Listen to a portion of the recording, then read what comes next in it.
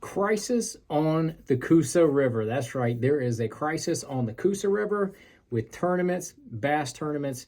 They are looking at imposing a 14 to 20 inch slot limit for all of the lakes on the Coosa River chain in Alabama. Now, that is a great list of lakes. I mean, all those lakes are heavy bass tournament lakes.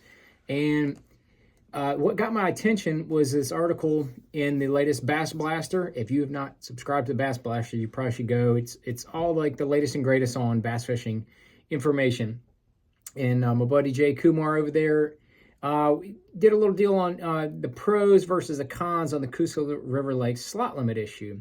And he makes a couple good points. But some of the things that he says, it's just like scratching the surface for me.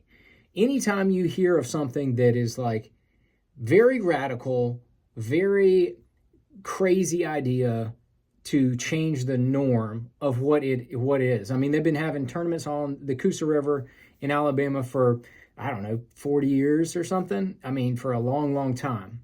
And so all of a sudden now they're going to impose this slot limit that is going to save the Coosa River. Well, I mean, last time I checked, we went to Neely Henry not long ago. We went to Lay not long ago. Both of those lakes seemed very healthy. The biggest bass of the entire year that on the Bassmaster Elite Series for, I believe it was 2023, was caught on Lay Lake in May on a frog by Jason Christie. So it's not like these fisheries are in shambles. I mean, they not are in the peak condition that they could be. So what the nuts and bolts of this thing is that the Alabama DNR, Department of Natural Resources, did a 3-year study by Auburn, funded a 3-year study by Auburn University. Now, they have not published the results, which I find a little questionable. But they have preliminary results of the study. So from the preliminary results, not from the published data, they're going to make this recommendation to change legislation to have a massive social and economic impact on the entire section of Alabama that fishes on that lake. And this guy Chuck Sykes is the Wildlife and Freshwater Fisheries Director. He is the one that's quoted many, many times here on Bass Blaster, and then in other subsequent articles that I have found, and which I have I'll put links to in the bottom, which I find very interesting. But just a couple of quotes that from the Bass Blaster that he said that Chuck Sykes says, when we got the preliminary results of that study, it was pretty evident that tournament mortality was extreme up and down the Coosa. The data is showing it is tournament mortality. It is not recreational fisherman mortality. Okay, now that's just, obviously one quote, but it's, just extracted out of the bigger context. The study showed that tournament anglers seek large, fast-growing female fish. Obviously, we want to catch the biggest 5, and 45% of bass weighed in during tournaments died before or after the weigh-in. The mortality rate was estimated to be higher during the hotter months. This is not the first time this has been studied. This has been studied numerous times. I'll make one reference later in the video about that. But Sykes said the study was funded after years of complaints along the Coosa River were in decline. I have no number. It was enough that we initiated $1 million study to try to figure out what was going on. So, to my understanding, in the study, but all they did was make a suggestion. They have not shown us exactly how they gathered and how they went about. So what they did is they were having complaints about the fisheries being in a decline, and all they studied were tournament delayed mortality. Did we study water quality? No. Did we study the spawn success rates in the fisheries over this period of time? Did we study the water levels during the spawn? Did they bottom out the lakes during the spawn and all the fry didn't survive? Did we study any of that? Without the results, then they can't. It does not appear that way. I mean, I've read quite a bit of information about that, so I have a lot of suspect about this. So sorry to be 5 minutes into this video before saying this part, because this is very important. Anytime I see a study that's very big with a big flashy headline, I have my questions on what's the real motive for your conclusion. Because a lot of times people can take data, funnel it, scrape it, redact some parts of it, as the government likes to do, and then get the results that they want for a purpose. So we'll get to that in a minute. But there's a purpose, in my opinion, to this. There is a very, very distinct purpose. Obviously, the people of city of Gaston they're irate about this. They thought it was ridiculous. People all over Alabama are throwing a fit about this. This is ridiculous. They are having a hearing in March. So if you're seeing this video before that hearing in March 8th, I believe it is in Montgomery. Look that up and go to it. Squawk. And we can take some more information. We'll give you some information here later. So then, Kumar goes on to talk about what bothers him about this post. Obviously, he has some good points that you can read on the Bass Blaster. But if you go to the article from an Alabama news station, let's see, this is the News 33/40.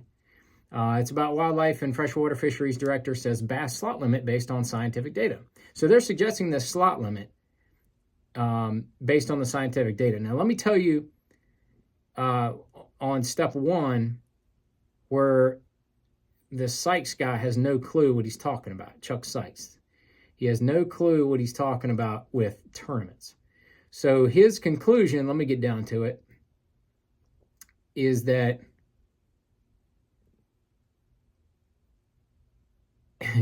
this is good. This is his quote. If the slot limit does what my fishery biologists are predicting it is going to do, under conditions in 3 to 5 years, the fishery is going to be recovered to a point where the tournaments are not going to be worried about a 14 to 20 inch fish because they are going to be catching 5 fish above 20 inches. So what he's saying is that I've never seen anywhere on the Coosa River where a 20-inch fish is over 4 pounds. Roughly a 4-pounder, 4 to 5 pounds. So what they're saying is that it's got every tournament, everybody is going to weigh in over 20 pounds in all these tournaments. That's never happened on the Coosa River. If you catch a 20-pound stringer on the Coosa River, that's a massive bag. Always has been. Now, there's been some bigger bags that I've heard of, but I mean, we're talking, you're talking about one group out of the whole tournament that catches even a limit over 20 inches. So the fact that he is suggesting, and his biologists are suggesting that it's going to be in 3 to 5 years, it's going to be the norm to catch a limit of over 20 inches, like for the whole field. I mean, get out of here, dude. Get out of here. Get out of here with that. Furthermore, we want to get to, I'm going to hit you with the meat real quick, and then we'll back up a step. I'm going to hit you with the meat. The meat is, what are they getting at? Why are they imposing this slot limit? So if you scroll through, this is the recommendation. I'm reading the recommendation, got off of Wired to Fish. The recommendation that the Chuck Sykes' group made for this slot limit. And if you read down through here, see if I can get to the, here it is. Let's just read the paragraph. You make your own conclusion. And then I'll tell you the backstory. It is our hope that a tournament-only regulation will encourage more tournament organizations to voluntarily adopt the catch, weigh, release formats being used by Major League Fishing, MLF, for its Pro Tour events. This model is also being used almost exclusively by the kayak tournament trails and other conservation-minded bass clubs. Catch, weigh, release would essentially eliminate tournament mortality for all ages and sizes of black bass and result in the greatest possible improvement in the quality of the fisheries. So you make your conclusion why why would you name them by name, the MLF? So you have this $1 million survey, and the only thing that they study is delayed mortality. They didn't study the fisheries. They didn't study the water levels. They didn't study the anything else. They didn't study how the tournament organizations took care of these fish. You know, we're talking about delayed mortality in all these tournaments. The only thing that they're talking about is they're having the tournaments. They didn't talk about putting any regulations on the tournaments. That, again, I've read this entire conclusion that Alabama posted, but yet they're not posting any of the data. They're not posting their methodology. I mean, if you're a true scientist, I'm not a scientist, but I've read studies, and they tell you their entire methodology, why they did what they did, how they gathered the data, what other factors could be a factor in this situation.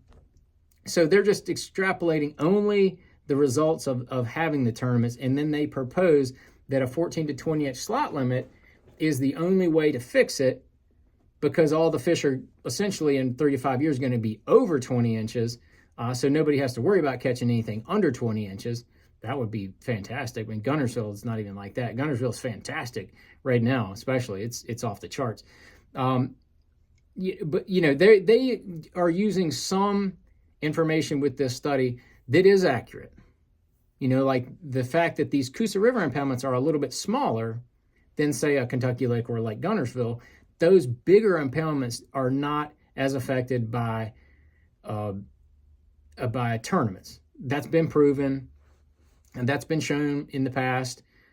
So they're really, in my opinion, they're really stretching what they're doing here with the results and this discussion and the methodology. And something else that I thought was interesting is that you know, even in their paper here, they're saying that the Neely Henry study estimated a very high annual capture rate for largemouth bass, up 80%, and the Alabama bass, spotted bass, is 120%. So the capture rate is 120%, and for spots, and 80% for largemouth. That seems like it's off the chart. Now, the 45% delayed mortality is really not a ridiculous number. What they also don't talk about is what number in a smaller impoundment need to be harvested in order to prevent overharvesting.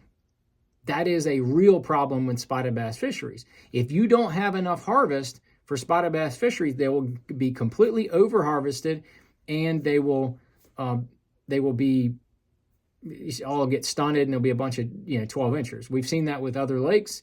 It seems to me like tournament mortality could be a factor.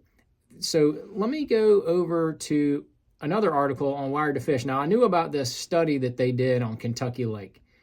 Now, again, Kentucky Lake, bigger impoundment, not as affected by tournament pressure, because the fish have more places to hide. It's just they're just bigger lakes.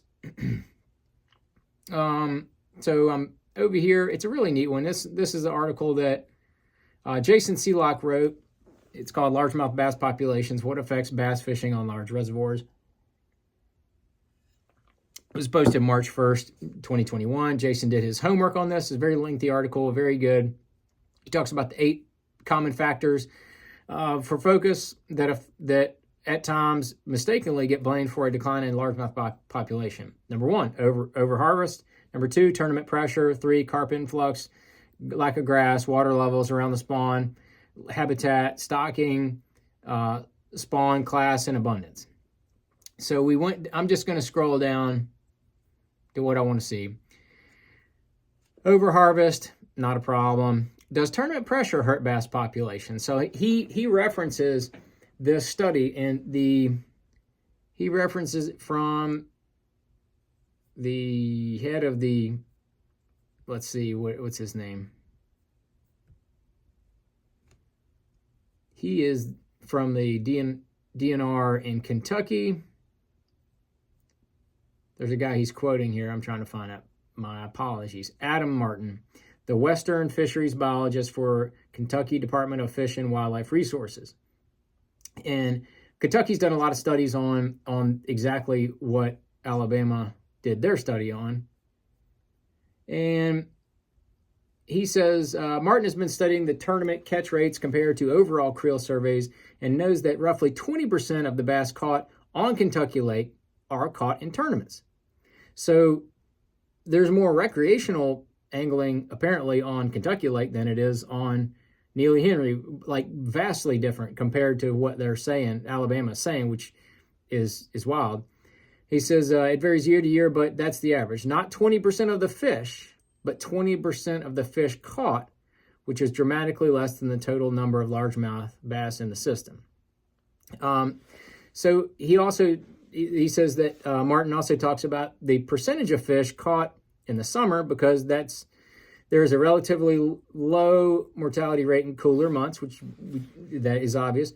You really need to be concerned with the summer months. So 25% of the fish caught in summer tournaments are caught. Only 25% of the fish caught in tournaments are caught in summer months. Meaning 5% are not caught in summer tournaments. So 20% have the summertime issue. Summertime tournament mortality rates vary a lot, with some estimates as high as 70%, according to him. But for modeling purposes, I use the average mortality rate of 40%. He is talking about summertime tournaments.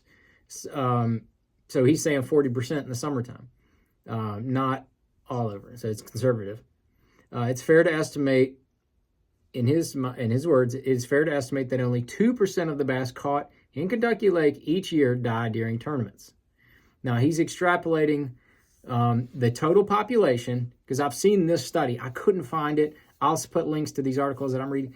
I couldn't find that, but what he's saying is that out of all the fish, based on how many fish are in the fishery, how many fish get caught in a tournament, and then how many are in the summertime, and how many have delayed mortality, it's fair to say that 2% of the bass caught in Kentucky Lake die during tournaments. So what is that percentage at Neely Henry, let's say? The catch rates are a little higher in Neely Henry. So are we talking close to 10% of all bass in Neely Henry are dying? That's only a problem if there's not enough spawning bass to replace what's being taken out of the population. So, like I said, none of that has been shown in the study. And here, Martin goes on to say, even if we were to ban tournaments at a huge socioeconomic cost, you're at best saving 2% of all bass caught, with almost no effect on the other 98%. So this is negligible to the population as well. That's not to say this won't happen on smaller bodies of water, but it's just not affecting the population on Kentucky Lake to a large enough scale to cause a decline. But that's the number we need to find out on Neely Henry and these other lakes, is what percentage of the fish of all the bass in that lake are you saying that are dying? That number, I went through all of it. It's not saying what that number is. They didn't extrapolate that.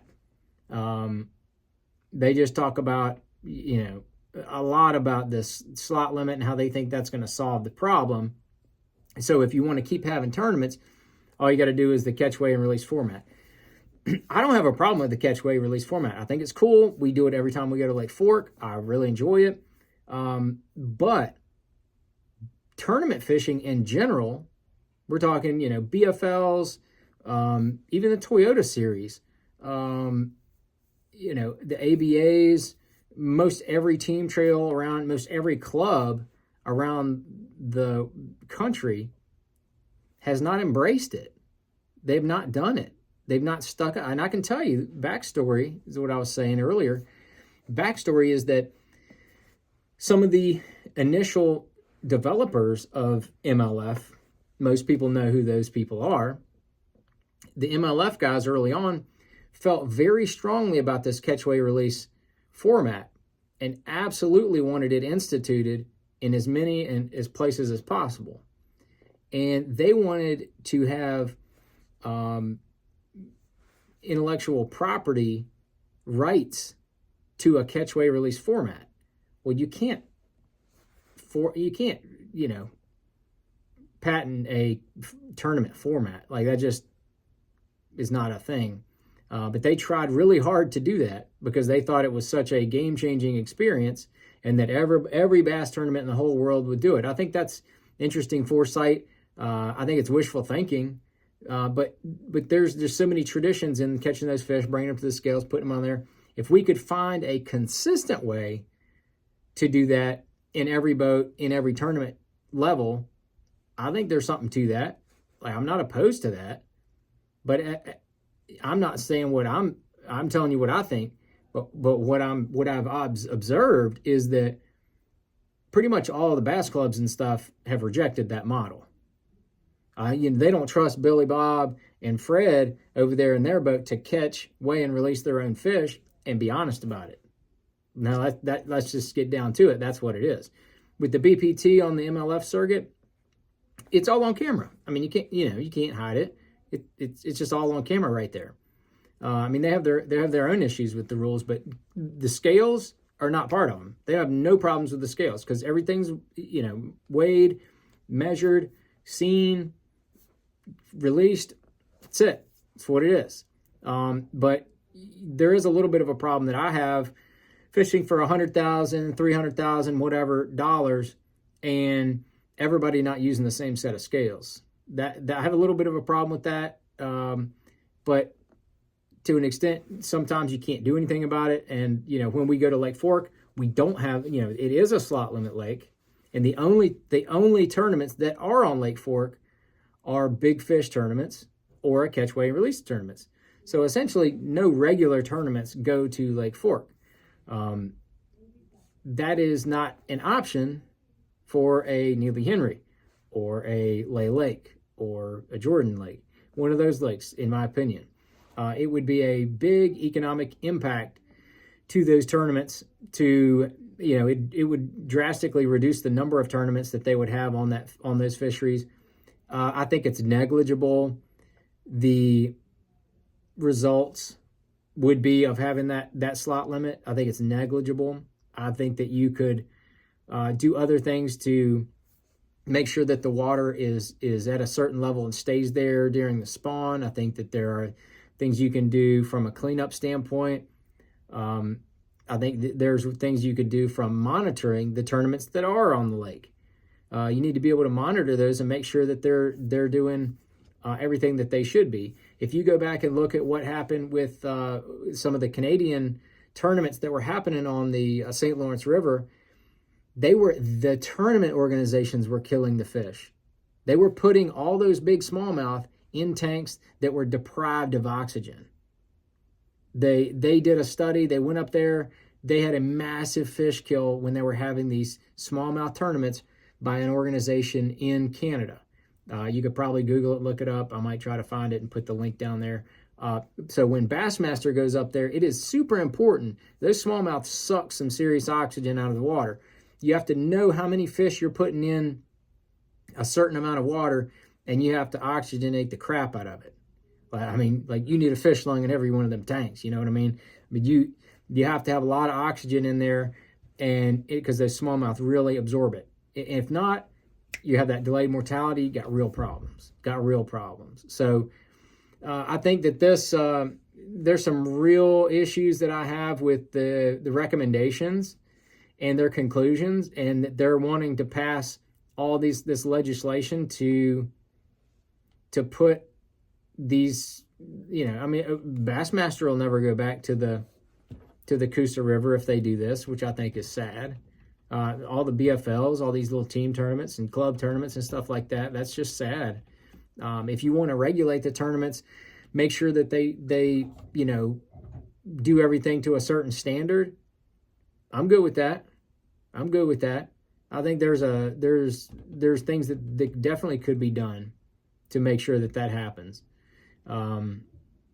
So if we want to go that direction, I think everybody would be in favor of it. But if you're just going to do a 3-year study and the only thing that you study is a tournament and the results without studying anything else, I think that's just doing a disservice to tournament organizations, bass anglers, the tackle industry, the communities around those lakes. I mean, the city of Gadsden's a cool little town. I love going there. Neely Henry is not Gunnersville, but it is a cool, fun river-type lake. A lot of fish in it, a lot of shad, and tons of shad in that place. I think if they manage it properly, it absolutely could be. Slot limit, don't think that's the option. Don't think that's the option. So y'all need to draw your own conclusions. If y'all probably know more information than I do on this subject, if you do, drop it down there. I tried to do my research before this video so I could show everybody something cool, bring everybody's attention to a hot button topic, which we need to know about. I'll put the link down there. I think it's in the bottom of this article right here. The proposal will be discussed March 8th at the Conservation Advisory Board meeting, which is held at 9 a.m. March 8th at the Gordon Person Building in Montgomery. So there it is. But I'll put the links to these articles in this video. I appreciate everybody watching. Drop down your comments on what you think about this. And as obviously the Alabama Bass Trail and many other organizations have opposed this, calling it ridiculous. And I think it's a little bit far-fetched. So drop it down there. Appreciate everybody watching.